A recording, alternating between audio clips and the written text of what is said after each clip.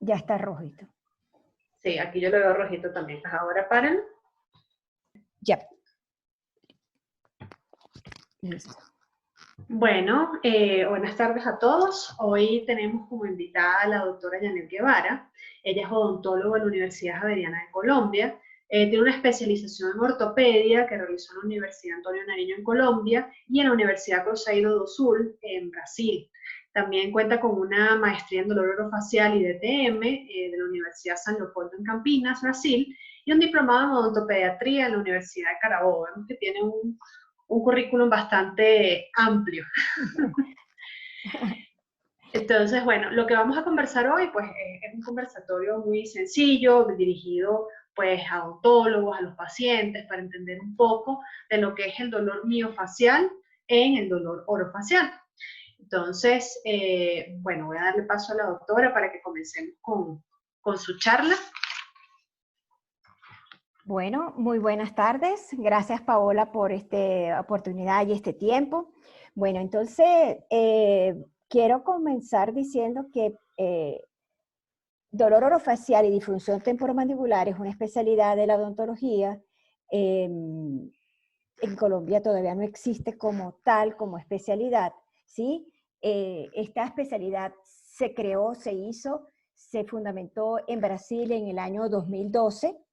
Y ya pues desde mucho tiempo antes había estado en diferentes fases para que crear un currículo, crear un pensum y que fuera una especialidad validada dentro del Consejo Regional de Odontología de Brasil.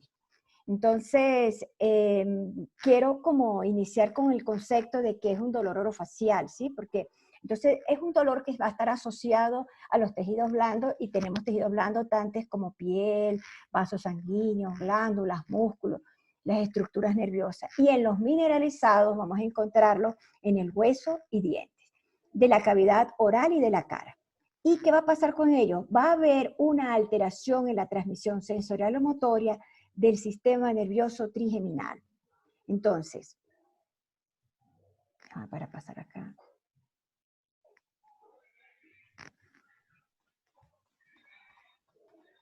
Ya, aquí está como trabado el... Ya, entonces, cuando nosotros hablamos que el tema que yo quería que tocáramos es al dolor miofacial, ¿por qué quise que fuera el miofacial? Porque es la lesión muscular más frecuente, es la más común, ¿sí? Entonces, ella se va a caracterizar ¿por qué?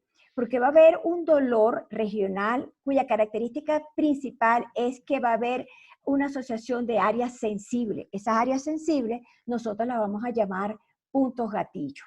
Entonces, ¿qué es un punto gatillo? Un punto gatillo va a ser una palpación, nosotros vamos a hacer una palpación sobre el músculo y ese músculo, al palparlo, nosotros vamos a encontrar como unos nodulitos y esos nodulitos que nosotros vamos a palpar van a ser dolorosos a la palpación, son hipersensibles.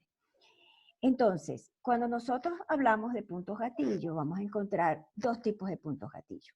Va a haber un punto gatillo que va a ser un activo, y ese punto gatillo activo va a ser aquel punto gatillo que va a producir un dolor espontáneo. No necesitamos palpar y tenemos dolor. ¿Cómo podemos?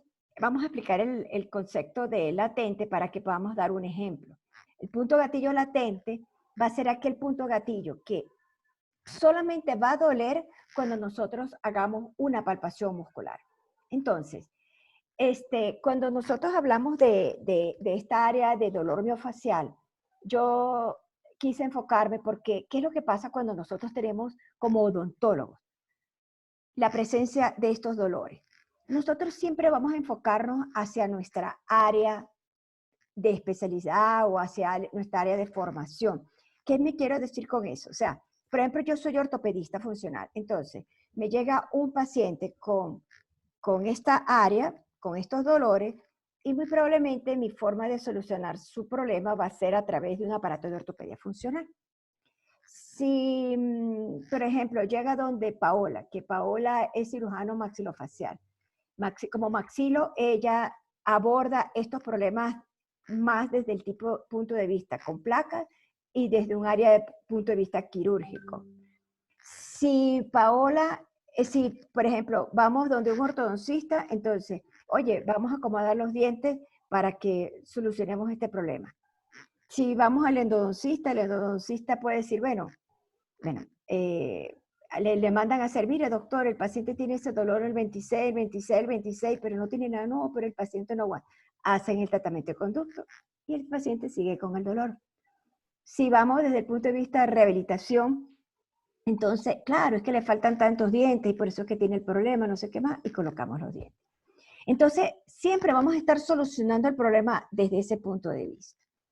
Y Como cada yo, quien desde su especialidad va a buscar resolverlo de la manera que como sabe por su área, exactamente. que Por la, eso es tan importante esta especialidad, ¿no? Pienso, porque aunque no es muy conocida, porque es una especialidad relativamente nueva, sí tiene un manejo global de este tipo de patologías, ¿no? Y una cosa que quería preguntarle, Doc, por ejemplo, ¿cómo uno puede detectar un punto gatillo latente en la cavidad bucal? bueno, mira, por ejemplo, yo puedo hacerte este ejemplo que te voy a colocar. Yo tuve una paciente en la cual ella vino a mí porque, bueno, tenía, ella bueno, es amiga y yo es aquí de Bogotá.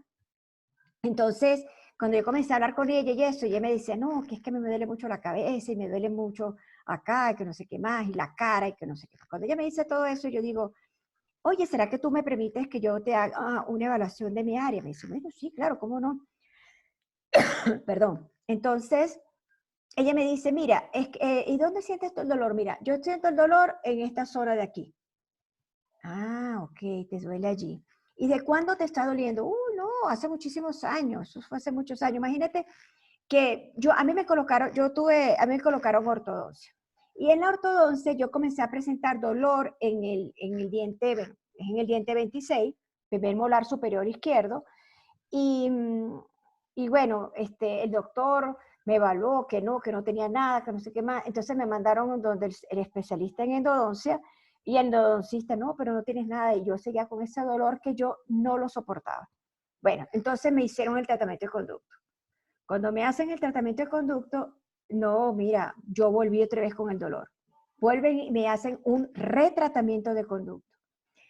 Me hacen el retratamiento de conducto y yo sigo con el problema. Entonces deciden hacerme una cirugía endodóntica, me hacen apicectomía, no sé qué más. Y seguía con el dolor, seguía con el dolor, el dolor, el dolor. Bueno, entonces deciden hacer la exodoncia del diente. Hacen la exodoncia del diente y ella siguió con el dolor. Bueno, entonces claro, ya no se iba a sacar los otros dientes de los lados porque ya se había sacado ese diente y bueno, se quedó así, ella se quedó con su dolor. Y ¿Sí? si pudieron identificar que no era una sinusitis maxilar. Bueno, yo cuando hago la evaluación de ella, sí, porque eso es claro, yo tengo que, como es una zona, o sea, el problema es que en la cara tenemos muchas zonas que confluyen, muchas zonas de la misma cara, ¿sí? O sea, yo puedo tener problemas sinusales, yo puedo tener problemas de oído, yo puedo tener problemas de la parte del cervicales, yo puedo tener problemas temporales, o sea, porque realmente es una sola, es un sector, o sea, no es que los dientes están por allá y la sinusitis está por otro lado, ¿no? Todo eso confluye. Entonces, ¿qué es lo que podemos nosotros hacer? Fíjate que en esta diapositiva que viene, yo hice una palpación del músculo, de los puntos gatillos del músculo macetero. Entonces, ¿cómo vamos a hacer esa palpación? Esa palpación nosotros vamos a dividir, quítame aquí las gafas para que se pueda ver. Yo voy a dividir el músculo en tres sectores, superior, medio, inferior. Este es de origen e inserción. Entonces, cada sector yo voy a hacer una palpación y veo si ese músculo está comprometido con algo. Entonces, en esta diapositiva que tenemos aquí, podemos observar cuáles son los puntos gatillos que nos van a, a ejecutar cuando nosotros hacemos las diferentes zonas. Miren, aquí tenemos la zona superior, antero superior, miren, nos va a dar esta zona, que era la zona que ella, infraorbitaria, ella tenía un dolor en la región infraorbitaria, esa era su zona de dolor, ¿sí? Si yo hago una palpación de esta zona, la parte de inserción, él me puede dar un dolor referido, que es esta que parece una C. Si nosotros lo vamos a hacer a nivel medio anterior, nos puede dar una región, una zona aquí a la zona peribucal. Si damos aquí en el superior posterior, nos da una zona hacia el oído. Entonces, yo puedo tener dolores referidos a todas esas zonas que son de origen del músculo macetero. ¿Por qué no era de origen sinusal? Porque el de origen sinusal te va a dar una proyección diferente a nivel de la cara. Entonces tú también tienes que aprender a identificar cuando es de origen sinusal y hacia qué zonas se dirigen el dolor de las zonas sinusales. Ya eso existe en mapeos, ¿sí? Esto está muy, muy bien descrito en el libro de Travel y Simmons. Hacen una descripción perfecta. Ha habido renovación de ese libro, nuevas ediciones, correcciones de ciertas nomenclaturas, de ciertos conceptos, pero si queremos profundizar en esta área, tenemos que conocer cómo es que un músculo macetero me va a dar un dolor referido. Y ella lo que tenía era un dolor referido a la zona infraorbitaria. No tenía nada que ver. No era origen dental. No era de origen dental. Solamente que, claro, le había puesto ortodoncia. Me empezaron a mover los dientes. Claro, los primeros días que mover los dientes, no, pero si el dolor persistió, ¿qué sucede en este caso? ¿Fue la ortodoncia la que produjo el punto gatillo? No, muy probablemente antes de empezar el procedimiento ortodóntico, ya ella tenía problemas de puntos gatillos que no habían sido identificados. Sí, fíjense, y lo interesante porque muchas veces yo creo que a todos nos ha pasado, a mí inclusive me han referido muchos pacientes que con el mismo tema, o sea, pareciera que fuera la misma evolución. Un dolor continuo, le hacen tratamiento de conducto, le hacen retratamiento, le hacen la extracción, el dolor sigue, se le coloca el implante, el dolor sigue. Entonces, claro, el paciente al no ver una resolución de su problema original, entra pues a un estado de frustración o culpa inclusive al odontólogo si fue esa misma persona que hizo todos los tratamientos porque no ve que haya una resolución a su problema, el problema continúa. Entonces lo importante es diagnosticar el origen del problema, porque si nosotros no sabemos identificar o diagnosticar correctamente el problema, pues de ahí se precipita una cascada de errores donde no terminamos resolviendo nada, ¿no? Sí, lo que tú me dijiste del implante es importante, ¿sí? Porque si yo tengo un antecedente de dolor orofacial, el paciente ya puede estar ante una fase que se llama dolor neuropático, ¿sí? Y tú colocas el implante. El implante está perfecto, todo perfecto, perfectísimo, pero el paciente no se aguanta el implante. Pero no era el implante, no es el implante per se, era el procedimiento que había en la zona previo al implante. Sería muy interesante, sería pues inclusive recomendable que los pacientes que van a tener implantes se haga una buena evaluación desde el punto de vista de dolor orofacial para que el profesional que ejecuta el implante no vaya a tener demandas, como que diría, es que claro. usted tomar el implante, usted me tiene ahora que pagar el implante, usted me tiene que pagar todos los procedimientos, y resulta que es un procedimiento que ya tenía previo el paciente, o sea, no un procedimiento, pero una enfermedad previa que tenía el paciente antes de colocarse el implante. Sabrá Dios por qué razón él tuvo la exodoncia o pérdida de ese diente. Entonces, ese antecedente es súper importante. El antecedente. ¿Ok? Entonces, ¿qué factores nosotros podemos tener como precipitantes de puntos gatillo? Mira, el más importante es traumas. Nosotros podemos tener, yo puedo tener una condición y tengo un trauma. ¿Qué es trauma? Que me caiga a golpe. Mira, puede ser que me caiga una fractura, una lesión. Mira, muy frecuente el whiplash se llama el latigazo. El latigazo cuando tenemos un accidente. Entonces, eso nos puede a nosotros agravar, o sea, precipitar los puntos gatillos que muy probablemente inclusive ya los teníamos antes y no lo habíamos manifestado, ¿sí? ¿Por qué es importante esto de la cirugía? Porque por lo menos tú que haces cirugía, que tú estás involucrada en esa área. Yo lo puse aquí a nivel general, porque también quiero dar a entender que los puntos gatillos no solamente están en la cara. Todo músculo esquelético puede sufrir un punto gatillo. Y músculo esquelético es todo el organismo. Entonces, aquí puse el ejemplo de un brazo. ¿Qué pasa? Que cuando nosotros tenemos la fractura del brazo, ¿qué va a pasar? Hay una inmovilización.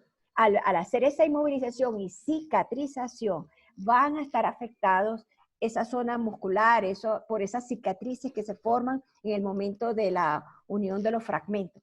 Eso puede generar puntos gatillos, ¿sí? Entonces, es muy importante la fisioterapia posterior, esa rehabilitación para liberar esos puntos gatillos. Entonces, y una pregunta, por ejemplo, en el caso del trauma, relacionándolo a nuestra área, ¿no? Por ejemplo, un paciente con una celulitis odontogénica, ¿cómo pudiera desencadenar también estos puntos gatillo? Porque una celulitis odontogénica, toda esa inflamación y esa diseminación de procesos inflamatorios a varios espacios bucales, uno lo ve en el trismo del paciente, ¿no? Sí, por ejemplo, todos los procedimientos inflamatorios nos pueden generar a nosotros, se llaman puntos gatillos secundarios, ¿sí? Por ejemplo, hay yo creo que, bueno, a lo mejor porque tú eres cirujano maxilofacial y te parece más frecuente una celulitis, pero yo por lo menos que trabajo en el área más de odontopediatría, la erupción de los terceros molares, esa zona que produce pericoronitis, inflamación, no sé qué, entonces yo te llamo a ti y te digo, ay, Pau, mira, este paciente necesitamos hay que hacerle las exodoncias de los cordales, vienen mal posicionadas, no las podemos salvar, etcétera. Entonces, usted me dice a mí, bueno, no, vamos a tratar primero ese proceso inflamatorio, le mandamos antibióticos, no sé qué más. Cuando tú mandas antibiótico para hacer el procedimiento, ya tienes previo un proceso doloroso, ¿cierto?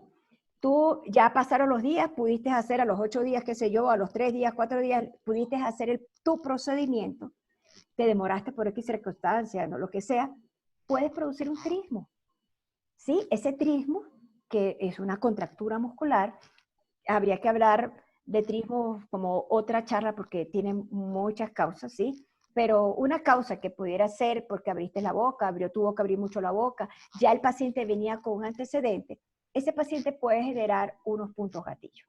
Esos puntos gatillos por trismo deben ser tratados, ¿sí? Porque, ¿qué es lo que está sucediendo allí? Hay una contractura per se de la musculatura elevadora. Ellos están en máxima contracción, ellos no quieren cambiar de proceso, o sea, entonces tenemos que, sí, ellos no quieren distenderse, entonces está en un proceso en el cual a través del tratamiento de los puntos gatillos, ese músculo que está contraído, él va a comenzar a ceder. Bien. Excelente. Bien. Otros factores precipitantes importantísimos, las malas posturas. Hoy en día, la musculatura del cuello, ¿qué es lo que pasa con la musculatura del cuello? Mira, la musculatura del cuello está diseñada para soportar la cabeza. Vamos a poner más que así. Ella es diseñada para soportar esta parte de la cabeza y agarrarla, ¿sí?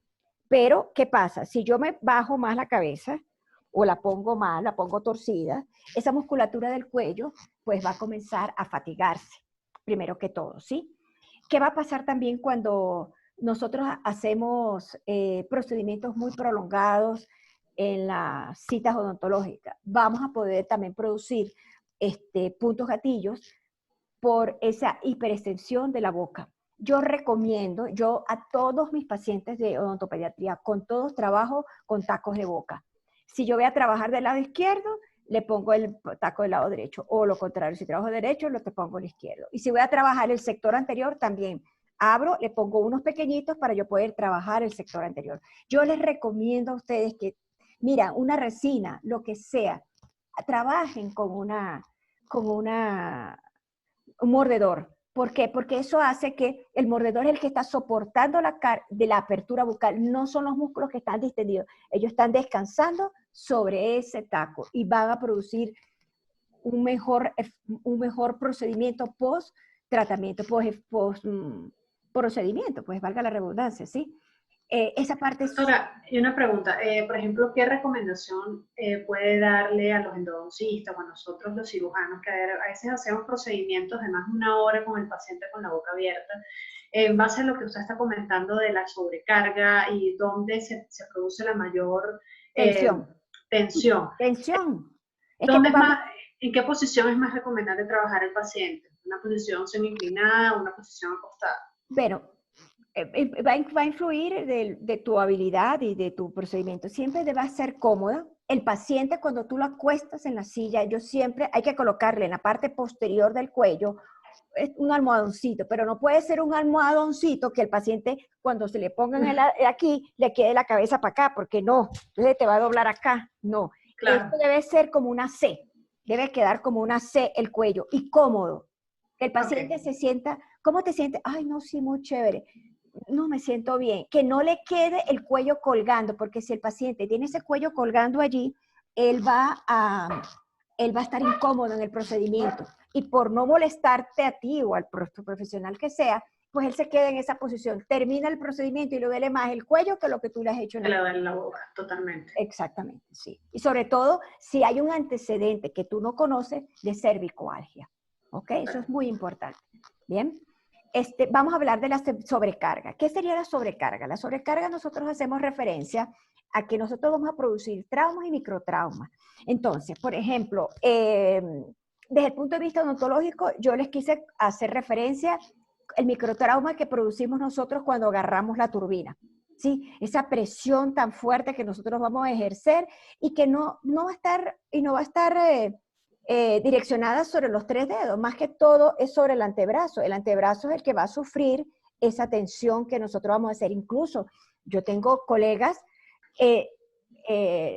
compañeros que son protecistas, rehabilitadores, claro, ellos tienen que trabajar mucho tiempo y hacen mucha tensión en la mano cuando están haciendo el procedimiento detallado. Eso les genera aquí este músculo. Oye, y les va produciendo lesión muy pronto. O sea, yo tengo colegas jóvenes, mira, como de 38 años, oye, que lesionado porque él hace esto aquí. Ah, y entonces, si luego te me vas a ir al gimnasio a hacer, a hacer ejercicio donde tú tengas que tensionar el brazo, oye, ya tienes un trauma por tu profesional. Y si vas a ir al gimnasio a hacer más microtrauma sobre esa musculatura, es la que no debes de realizar, ¿sí? Eso es importante. Entonces, volvemos otra vez nuevamente a la postura. Si como yo camine, como yo tenga mi posición, no es lo mismo que yo tenga mi cabeza derecha a que yo la tenga doblada, que tenga los hombros para adelante, la columna. Entonces, eso va a hacer que todo mi componente esquelético tenga que funcionar unos músculos más que otros, cosas que no están diseñados para que sea así, sino que toda la musculatura está diseñada para trabajar con la ley del mínimo esfuerzo. Entonces, esos ejercicios que tenemos que hacer prolongados, por lo menos ahorita que estamos sentados mucho tiempo en el computador y eso, oye, esos son ejercicios repetitivos. Si tenemos lesiones de columna, entonces tenemos que tener ergonomía en donde estemos sentados. ¿Bien? ¿Qué factores nos pueden predisponer a nosotros a que tengamos puntos gatillos, a que tengamos dolor miofacial? Entonces, nosotros lo vamos a poder dividir tanto sistémicos, estructurales y emotivos. Entonces, por ejemplo, esto es lo que nos va a permitir que tengamos el riesgo de un dolor crónico. Esto es importante que lo aclare en este instante. Nosotros los odontólogos somos expertos, súper, ultra, recontra expertos en dolor agudo. ¿Quiénes son súper más recontra expertos? Los endodoncistas. Ellos son súper expertos porque ellos sí van a trabajar directamente con esa parte terminal periférica de un nervio, porque ellos son los que hacen los tratamientos de conducto. Nosotros somos expertos también en manejar los dolores agudos, pero un dolor crónico va a funcionar totalmente distinto. La fisiopatología de un dolor crónico es totalmente diferente. Para que sea dolor crónico tiene que tener una duración mayor de 3 meses, ¿sí? Y nosotros lo vamos a poder dividir como sistémicos, estructurales y emotivos. Entonces, dentro de los sistémicos, vamos a decir que tenemos una salud general comprometida, como en cada caso podríamos tener las enfermedades reumáticas, ¿sí? Aquellos pacientes que han tenido problemas de tiroides, nosotros vamos a tener problemas también en esa musculatura. Esa musculatura va a funcionar con un dolor crónico con mucha frecuencia, ¿sí? Y saberlos manejar. Dentro de la parte de los estructurales, por ejemplo, podríamos hacer un paciente que tenga una pierna más corta que otra, ¿sí? Eso va a producir, es un factor para disponer, tiene la pierna corta, cuando es pequeñito, pues, qué sé yo, 5 milímetros, tampoco es que es una cosa de medio metro, pero 5 milímetros, eso puede, cuando ya sea adulto, producir un efecto esa pierna corta, ¿ok? Lo psicoemotivo, bueno, aquí bien importa mucho la personalidad, ¿sí? Y el comportamiento. Hay personas que son extremadamente emocionales, muy, muy emocionales, y entonces cualquier cosa que pase en el medio externo, eso lo afecta. Mientras que hay otros que, mira, se les puede caer el mundo y les pasó el mundo por un lado y ellos se quedaron ahí quietos. Entonces, esa parte va a influir mucho en esa parte de comportamiento, ¿sí? ¿Qué, ¿Qué vamos a hablar nosotros de factores perpetuantes? Los factores perpetuantes van a ser aquellos factores que condicionan que tenemos un estrés y eso va a hacer que esa enfermedad se quede allí y no nos conviene y no nos interesa y no los podemos quitar. Conductuales podría ser uno, por ejemplo, la postura. Volvemos a hablar de la postura. Yo le digo, mira, Paola viene a mi consultorio, le está doliendo mucho el cuello, no sé qué más. Yo le digo, bueno, Paola, ¿qué has estado haciendo? Indago. Me dice, no, mire, lo que pasa, ¿y cuál es tu profesión? No, yo soy odontóloga. ¿Y cómo tiene? No, yo a veces me doblo mucho, que no sé qué. Entonces tenemos que tener una postura, una ergonomía, que es la que siempre nos dijeron que debemos mantenerla, ¿sí? ¿Para qué? Entonces, si yo le digo, bueno, tienes que colocarte, tienes que ponerte esto y esto. Viene nuevamente la consulta y yo le digo, bueno, pues, Paola, ¿cómo hemos estado con la postura? Ay, no, doctor, es que se me olvida, yo no he podido arreglarlo. Entonces, no estás trabajando esa condición para que tu problema de dolor mejore, no lo estás mejorando. Yo tenía una paciente que ella tenía un problema aquí hacia nivel del omoplata y no sé qué más. Entre las muchas, ella hacía natación. Entonces yo le decía, pero es que mira, ese ejercicio que estás haciendo en natación no te conviene, no puedes hacerlo así, no puedes hacer, tienes que hacer solamente piernas, no puedes hacer brazada hasta que no te pase el dolor. No, ¿cómo yo voy a estar sin? No, es que si no hago el ejercicio completo. Entonces, ¿qué es lo que pasa muchas veces con esto? Hay pacientes que por sus condiciones físicas, ergonómicas, de personalidad o muchas cosas, o estructurales, como que podríamos decir, tienen zonas lesionadas. Entonces, no, tengo lesionada, pero no, yo juego 5 horas de tenis, tengo que jugar 5 horas de tenis porque el ejercicio es sano, el ejercicio es bueno. No, no te va a afectar un ejercicio de impacto si tú tienes una lesión en la rodilla, no lo puedes hacer, no lo debes hacer. Cambia el tipo de ejercicio. Cuando hablamos de bioquímicos, bueno, entonces nosotros podemos decir que entre los bioquímicos tendríamos una nutrición inadecuada. También cuando, por ejemplo, tenemos deficiencias de calcio, fósforo y potasio, nos van a alterar esta función muscular. Si también tenemos disminuciones en las vitaminas B1, B2, B12, ácido fólico, vitamina C, vamos a tener también ciertos componentes. Cuando hablamos de mecánicos, entonces nosotros podríamos decir, bueno, es que resulta que tengo dolor en los pies y yo tengo que utilizar unos zapatos especiales, solamente eso, pero resulta que voy por una fiesta, voy por una reunión, no, ¿cómo voy yo con esos zapatos? Yo me tengo que poner mis tacones, yo no puedo ir a andar así. Entonces, esos zapatos me van a hacer sentir mal y estos son los factores perpetuantes que me pueden en un momento agravar un problema o uso tanto esos tacones que pueden ser el inicio de que yo empiece a tener puntos gatillos. ¿Mm? Inclusive una prótesis mal adaptada, ¿no? También podría Sí, ser un oye, sí, factor perpetuante. las prótesis mal adaptadas o que no están funcionando bien, ¿sí? Pueden también producirte esas alteraciones, ¿sí? Aquí quiero dar un detallito con respecto a las mecánicos, porque pudiéramos hablar también un momentico, cortico, acerca de las placas, ¿sí? ¿Cómo hemos venido tratando? Porque entonces, otra cosa, todo es ATM, no es ATM, porque realmente ATM es una área de nuestra cara y nuestro sistema electromagnético, pero no es el centro. Tenemos otros componentes que la constituyen, no solamente está la parte articular, está la muscular, nerviosa, vascular, ¿sí?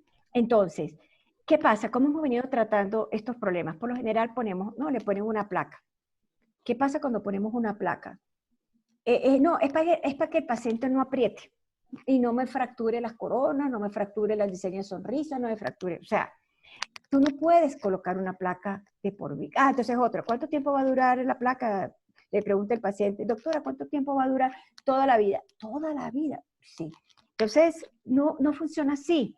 ¿Por qué? Porque si yo ya tengo un punto gatillo, una placa una placa que llaman neuromioro relajante, placa, bueno, tienen muchos nombres, hoy en día tienen 20.000 nombres. Bueno, estas plaquitas que colocamos que son de acetato, de acrílico, confeccionadas, con las guías caninas, etc. ¿Qué va a pasar? La musculatura cuando tú la colocas, cuando en algunas ocasiones tú la colocas, alivias la sintomatología. Pero ¿qué va a pasar con el tiempo? En los estudios se dicen que después de 3 meses que tú estés utilizando esa placa, tú te vas a acostumbrar a esa nueva altura que te da la placa. Entonces, ¿qué es lo ideal? Entonces los músculos van a volver a apretar con esa nueva placa después de los 3, 4 meses. Ya están apretando nuevamente. Entonces, ¿qué es lo ideal? Esa placa debe ser sustituida o eliminada por un tiempo. Y la vamos a colocar, sí, solo si el paciente siente que aprieta. No ponerla por ponerla. No ponerla para proteger mi trabajo. O sea, si mi trabajo no se fractura, probablemente hay más posibilidades que sea porque hubo un mal diagnóstico en ciertas zonas o ciertas cosas que no se hicieron, o se fracturó, no se hizo el espesor necesario interoclusal para la corona, lo que sea. A veces tenemos que evaluarnos más nosotros mismos que echarle la culpa al paciente que es porque él aprieta. ¿Sí? Es importante hay una parte importante, yo lo puse en mi post hace poco, acerca del bruxismo. Es una función fisiológica de los músculos de la masticación. Eso no es una enfermedad. Bruxismo no es una enfermedad, es una función de los músculos, de la masticación. Entonces, si queremos que lo voy a quitar la enfermedad con una placa, pues estoy equivocada. Yo estoy diagnosticando mal. Perfecto. ¿Cómo diagnosticamos los puntos gatillo? El diagnóstico fundamentalmente es a través de la historia clínica, la exploración física y un adecuado aprendizaje del examen muscular de los puntos gatillo. Necesitamos tener entrenamiento en las zonas de los pulpeos, de los dientes, de los dedos, para poder comenzar a identificar los nódulos y apreciarlos, sentirlos, tocarlos y poderlos tratar. ¿Bien? ¿Con qué tratamiento nosotros hacemos para los puntos gatillo? Bueno, en ocasiones necesitamos abordaje multidimensional. ¿Por qué?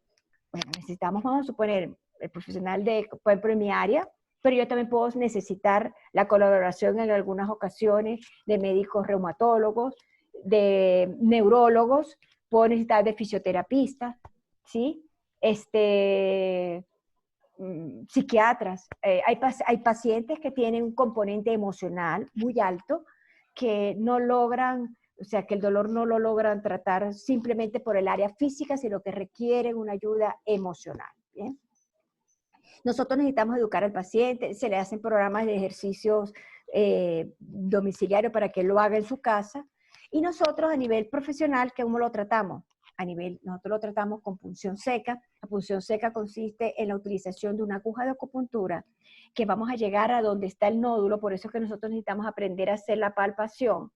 Y no es acupuntura. La acupuntura se basa en que ellos utilizan las líneas meridionales, no sé qué más, los meridianos, y ponen los puntos en los meridianos. Para el que hace acupuntura, es porque hay estar desalineados los meridianos. Para los que hacemos dolor orofacial a través de punción seca, es llegar al punto gatillo, a ese nódulo palpable doloroso y tratarlo. Y lo vamos a acompañar con temoroterapia, TEMS, y debe estar realizada por un profesional experimentado en el área. ¿Y qué va a pasar con la farmacoterapia? Mire, la farmacoterapia es muy específica. Yo casi no la utilizo. ¿En qué casos le recomienda, Doc? ¿Y qué tipo de fármacos Bueno, mira, utilizaría? por ejemplo, si yo diagnostico una neuralgia del trigémino, ¿sí? Yo puedo hacer punción seca y puedo también tener, o sea, yo puedo tener un problema de dolor orofacial y puedo tener neuralgia del trigémino. Entonces, la neuralgia del trigémino, mira, obligatoriamente tendrá que ser tratada con carbamazepina. ¿Sí? Nosotros los odontólogos estamos capacitados, nosotros podemos estar entrenados a esas dosis de carbamazepina que el paciente va a requerir, ¿sí? El problema de la carbamazepina es que acuérdate que ella es increciente, o sea, utiliza una, después va a utilizar dos, luego tres, porque Sí, con un esquema piramidal. exactamente, ella va en esa, hasta que se realiza, hasta que llega el momento en que se hace el procedimiento que se determina que es quirúrgico para ver si hay alivio. Bien. Otro caso como que también podemos utilizar farmacoterapia. Bueno, mira, este es cuando un paciente con un factor emocional demasiado alto requiera de un ansiolítico, una benzodiazepina para tratar esa fase inicial, pero es una fase inicial de muy poco tiempo, porque todo benzodiazepina va a crear dependencia. Entonces, debe ser tratada con mucho cuidado, ¿sí? Hoy en día hay mucho mal uso de la farmacoterapia. ¿Por qué? Porque como no entendemos que cuando es un dolor crónico y cuando es un dolor agudo y que el dolor crónico no me va a responder como me responde un dolor agudo, entonces si tú vas a mi consultorio tú vas a mi consultorio, yo te mando de inicio, por ejemplo, tiochicólcido y estos AINES, y tú vuelves y me dices, doctor, eso no me quita, no te quitaron, entonces vamos a mandarte ahora y te mando un tramadol. ¿El tramadol qué va a hacer? El tramadol te va a aliviar, porque estos son opiáceos. Ellos te van a mandar, ellos te van a disminuir la respuesta del sistema nervioso central, pero no van a quitar el dolor. Es como si te engañaran. ¿Cuál es el problema que hay ahorita? O sea, yo tengo mucho temor de lo que va a suceder ahorita con el boom de la marihuana, porque entonces nosotros, así como tenemos unos receptores opiáceos, también tenemos unos receptores cannabinoides, que se llama, del cannabis. Entonces, de la marihuanita, pues para que podamos entenderlo más claro, sí, de la marihuana. Entonces, tenemos receptores, pero ambos medicamentos, tanto los opiáceos como los de los cannabinoides, van a producir dependencia. Entonces, si tú tienes un punto gatillo que lo puedes tratar de una forma más de esta, ellos no te van a responder a un medicamento. Ellos no responden a los medicamentos. Entonces, vas a crear en un grupo poblacional una dependencia para algo que no le están solucionando. Eso es parte de lo que está sucediendo, que a mí me gustó mucho cuando Trump se montó en la cosa esa, la presidencia dijo eso. La cantidad de adicciones que hay en Estados Unidos por opiáceos. Incluso en Netflix hay una interesantísima, una serie, una película de esas muy interesante. O sea, cómo descubren que están dándole opiáceos a un montón de gente y se vuelven adictos. Bien, por mal manejo. Correcto. No hubo o sea, ¿y qué es lo que pasa también con estos pacientes? Si yo no sé manejar el dolor crónico, yo voy a pensar dos cosas, que el paciente está molestando, que quiere sacarme plata. O sea, yo estoy pensando es en el otro, no estoy pensando que soy yo la que no sé cómo tratarlo. Sí, yo creo que la base está en fundamentalmente saber diagnosticar bien la causa del dolor. Sí. Una vez que se diagnostique bien, creo que lo podemos lograr canalizar de una manera correcta. Claro, exacto. Yo les hablé hoy de que, porque este es el de mayor alto porcentaje. Cuando nosotros hablamos de problemas de disfunción temporomandibular, porque acuérdate que mi posgrado es dolor orofacial y disfunción temporomandibular. El 80% de los problemas de disfunción temporomandibular son de origen muscular. 15% son de origen articular. Articular, correcto. 15% va a ser de otras cosas, de otras cuestiones. ¿Sí? Entonces, si el 80% es la mayor parte de la población, mira, los problemas de disfunción temporomandibular están entre 5 y 12% de la prevalencia de la población. Y de ese 5 o 12%, el 80% es de origen muscular, pues entonces yo lo que tengo que estudiar es el origen muscular. Exactamente. Tengo que estudiar, pero yo también tengo que entender que el músculo no es un diente, el músculo es un músculo y tiene una fisiología y todo muy distinta, comprenderla. Correcto. Entenderla. Entonces, bueno, eso es lo que quería yo comentarles hoy. Muchísimas gracias, Doc. Creo que nos amplió bastante nuestro campo de visión para no limitarlo únicamente a la articulación de los dientes. Creo que los casos que ha expuesto, pues, es algo que en algún momento nos ha pasado. Y bueno, entender que esta especialidad existe, que tienen una manera de abordarla que quizás es un poco más amplia, es más específica el manejo del dolor, que el resto de las especialidades nos falta, ¿no? Porque a veces nos enfocamos tanto en manejar un problema desde nuestro punto de vista de maxilofacial, de endodoncista, de protesista, de ortopedista, que a veces no entendemos que hay otro mundo, ¿no? Y bueno, interesante saberlo. Muchísimas gracias por su participación. Excelente conferencia, como siempre. Gracias a ti, Pau, por invitarme. Y bueno, gracias por ampliarnos nuestro campo de visión, para quitarnos nuestras gringolas. No, y muchas gracias porque esta área me encanta, me apasiona.